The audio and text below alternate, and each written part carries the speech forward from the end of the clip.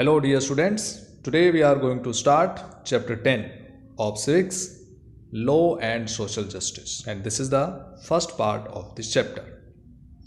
In the previous class we studied a chapter, if you remember, a shirt in the market. We saw there that a chain of markets links the producer of cotton to the buyer of the shirt in the supermarket, and buying and selling was taking place at every step in the chain.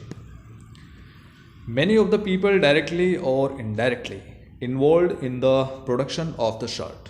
The small farmer producing cotton like Swapna, we studied about Swapna, the weavers of Erode, trader, or the workers in the garment exporting factory faced exploitation or an unfair situation in the market, while big business persons from the foreign countries and big traders got big benefits. So markets everywhere tend to be exploitative of people, whether as workers, consumers, or producers. To protect people from such exploitation, the government makes certain laws. So we need laws to protect workers, consumers, or producers.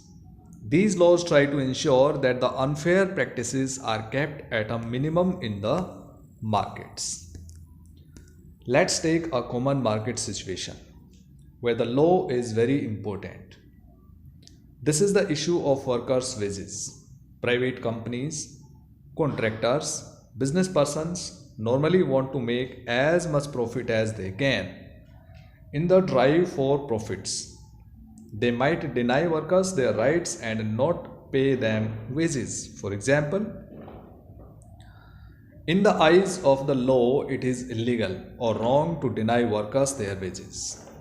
Similarly, to ensure that workers are not underpaid or are paid fairly, there is a law on minimum wages. A worker has to be paid not less than the minimum wage by the employer. The minimum wages are revised upwards every few years. So as you see that to protect workers from the underpaying and low wages, there are laws which decide the minimum wages. As with the law on minimum wages, which is meant to protect workers, there are also laws that protect the interest of producers and consumers in the market. These help ensure that the relations between these three parties, which parties? The worker, consumer, and producer, are governed in a manner that is not exploitative. It means laws protect all the people who are engaged in these kinds of processes, and nobody should be exploited. So laws are there for the protection. But merely making laws is not enough. The government has to ensure that these laws are implemented. Sometimes laws are made but not followed by the people. So this means that the law must be enforced. Enforcement becomes even more important when the law seeks to protect the weak from the strong. For example, to ensure that every worker gets fair wages, the government has to regularly inspect work sites and punish those who violate the law. When workers are poor or powerless, the fear of losing future earnings or facing a reprisal often forces them to accept low wages. Employers know this well and use their power to pay workers less than the fair wage. In such cases, it is crucial that laws are enforced. So enforcement of laws is very necessary. Through making, enforcing, and upholding these laws, the government can control the activities of individuals or private companies so as to ensure social justice. Many of these laws have their basis in the fundamental rights guaranteed by the Indian Constitution. For instance, the right against exploitation. We discussed about it in Article 23 and 24. Says that no one can be forced to work for low wages or under bondage. Similarly, the Constitution lays down no child below the age of 14 years shall be employed to work in any factory or mines or engaged in any other hazardous employment.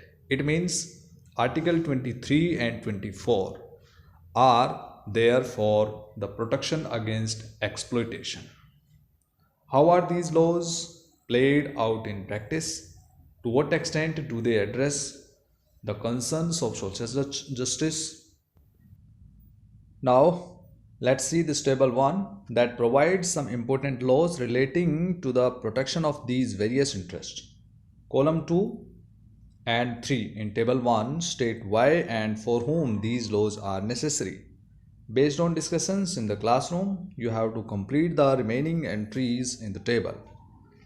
So let's do a few. Table 1. This is the first column in which particular law is there. And why is it necessary? It means why this law is necessary and whose interest does the law protect. For example, Minimum Wages Act specifies that wages should not be below a specified minimum. For example, if Minimum Wages Act is prescribing 300 rupees per day, it means no labor should be given less than 300 by any industrialist or the owner.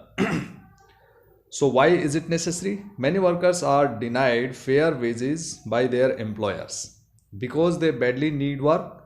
Workers have no bargaining power and are paid low wages. So, whose interest does this law protect? This law is meant to protect the interest of all workers, particularly farm laborers, construction workers, factory workers, domestic workers. Second, law specifying that there be adequate safety measures in workplaces, for example, alarm system, emergency exits, properly functioning machinery. These should be maintained and implemented in the working places. So why is it necessary? It is very necessary because during the working process, many times the hazards can take place. The unwanted incidents can take place, like in 1984 Bhopal gas tragedy, about which we will study in this chapter after a short while. Whose interest does this law protect? This law is protecting the interest of all the people who are working there, means workers and all the employees. Next one, law requiring that the quality of goods meet certain prescribed standards. For example, electrical appliances have to meet safety standards. So this law is very necessary because consumers might be put to risk by the poor quality of products such as electrical appliances, food, machines. And it is protecting the interest of all the consumers, those who are purchasing the goods and services from the market and using them. So consumers' interests are protected here. Law requiring that the prices of essential goods are not high. For example, sugar, kerosene, food grains. So this is necessary because many people are dependent on these kinds of commodities, and these are very important and very necessary essential commodities of all the people. But some people cannot afford high prices, food and kerosene, sugar, etc. So it is very necessary to maintain food to be accessible for all the people, and the interest of poor people who will otherwise be unable to afford these goods will be protected by these laws. Next is law requiring that factories do not pollute air or water. It is necessary to protect environment, and it will protect the interest of all the people, those who are living in that particular surrounding. Next one is laws against child labor in workplaces. It is very necessary that so many times children are engaged in many hazardous or sometimes non-hazardous work, but they cannot study due to child labor. So here the interest of all the children, those who must get their education but they are engaged in child labor, so their interests are protected by these laws. Next one, law to form workers unions associations. By organizing themselves into unions, workers can use their combined power to demand fair wages and better working conditions. So it will also protect the interest of all the workers. After that, see these images. This is the example of child labor. Although our constitution is completely abolishing the child labor according to Article 23 of our constitution, 23 and 24, as you know that this is the right against exploitation, Article 23 and 24. Here you can see, according to 2011 census, over 4 million children in India aged between 5 and 14 work in various occupations, right, including hazardous ones. In 2016, Parliament amended the Child Labor Prohibition and Regulation Act 1986, banning the employment of children below the age of 14 years in all occupations and of adolescents. Now, no children are allowed, no one is allowed to engage children in the work less than of 14 years of age. It made employing these children or adolescents a cognizable offense. Anyone found violating the ban must be penalized with a punishment ranging from a jail term of 6 months to 2 years and or fine 20,000 rupees to 50,000 rupees.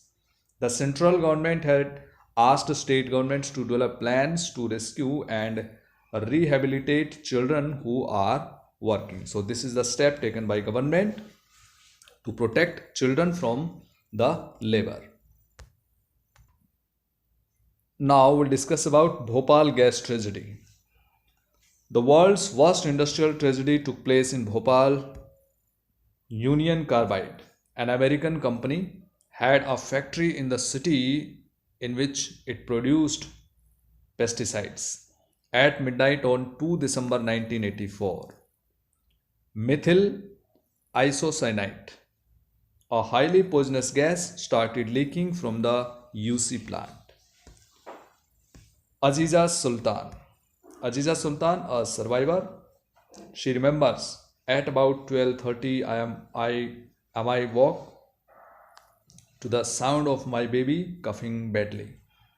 In the half light, I saw that the room was filled with a white cloud.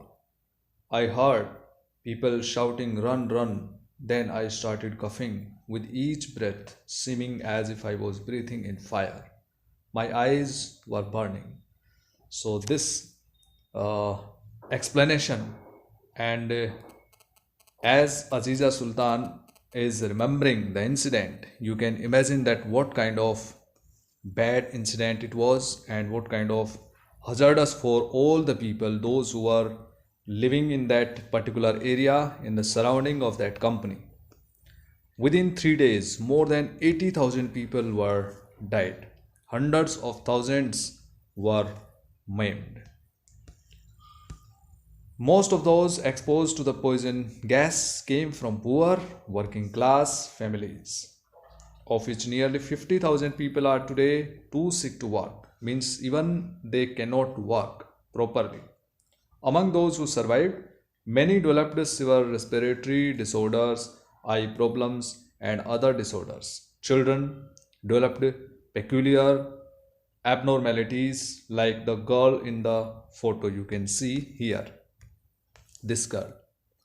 So it is very common in that area. The disaster was not an accident. UC had deliberately ignored the essential safety measures in order to cut cost. To reduce the production cost, it deliberately ignored the safety measures which could be adopted by the company. Much before the Bhopal disaster, there had been incidents of gas leak killing a worker and injuring several. Despite the overwhelming evidence pointing to UC as reasonable for the disaster, it refused to accept responsibility. In the ensuing legal battle, the government represented the victims in a civil case against UC. It filed a $3 billion compensation case in 1985, but accepted a lowly $470 million in 1989. Survivors appealed against the settlement, but the Supreme Court ruled that the settlement amount would stand. UC stopped its operations but left behind tons of toxic chemicals. These have seeped into the ground, contaminating water. Dow Chemicals, the company who now owns the plant, refuses to take responsibility for cleanup. You can see in these images. 24 years later, people are still fighting for justice, for safe drinking water, for healthcare facilities, and jobs for the people poisoned by UC. They also demand that Anderson, the UC chairman at that time, who faces criminal charges, be prosecuted.